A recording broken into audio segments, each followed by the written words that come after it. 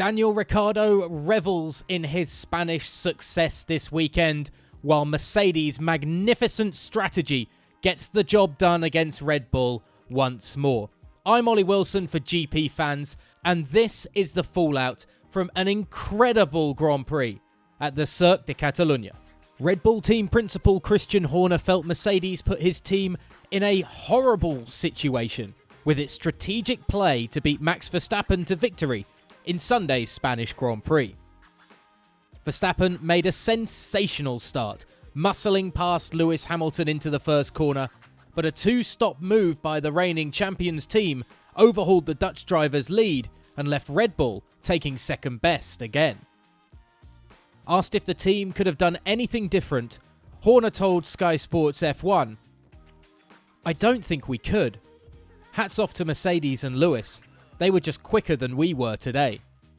I was surprised they didn't go for the undercut earlier and pull the trigger, so we managed to keep track position. But the problem is when the field opens up to the degree that it did. Lewis just got a free stop, so they banked that, then you've given up track position, so you're in that horrible situation as the leader of trying to brave it out to the end.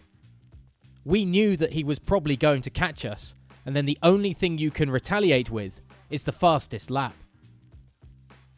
Horner did take consolation in the thrilling start made by Verstappen, but conceded it could have ended in disaster had Hamilton not reacted quickly to steer away slightly and take avoiding action.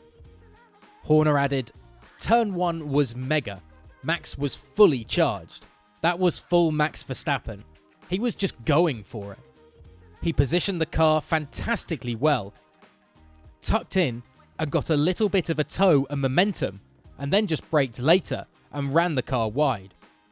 Thankfully, Lewis got out of it because otherwise they would have both ended up in the fence." He also revealed the uncharacteristically slow stop made by Red Bull when Verstappen came in for his first set of new tyres was down to the team being caught by surprise.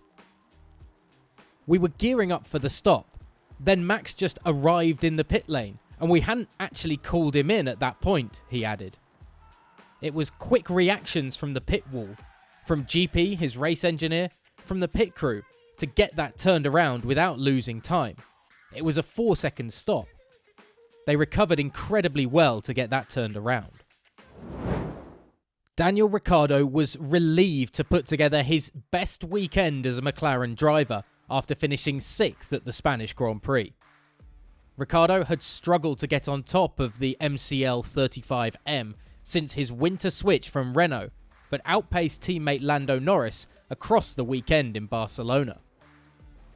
After battling with the Red Bull of Sergio Perez and Ferrari driver Carlos Sainz for much of the race, Ricciardo told Sky Sports F1, "I had some good problems. The start was good, and that got me in front of a couple of faster cars, and that meant I then had to defend pretty much the whole race. With Checo Perez, I was doing as much as I could for as long as I could, and then obviously he got me, and then I had Carlos the last quarter of the race or so. Obviously, we didn't have the pace today, but it was nice to at least hold off a faster car and just put a better weekend together. Personally, I'm happy. We obviously still have some more to find in the car and in myself, but it was a smoother weekend and definitely the best one of the year thus far." Ricciardo added that his improved pace was not down to any changes made to the car, but was more a result of him feeling more at ease with the team and his increased understanding of the differences between the MCL 35M and the RS20 he drove last year. He explained, "We did a little bit to the car, but it's really just been about me and adjusting. The way you attack the corner, where you brake, how you brake, when you come on throttle, all these little details. It's just fine details. Although it's fast, the car is proving a little tricky at the moment, and if I'm just overstepping it, then those little mistakes become costly, and it throws off the balance for the rest of the corner.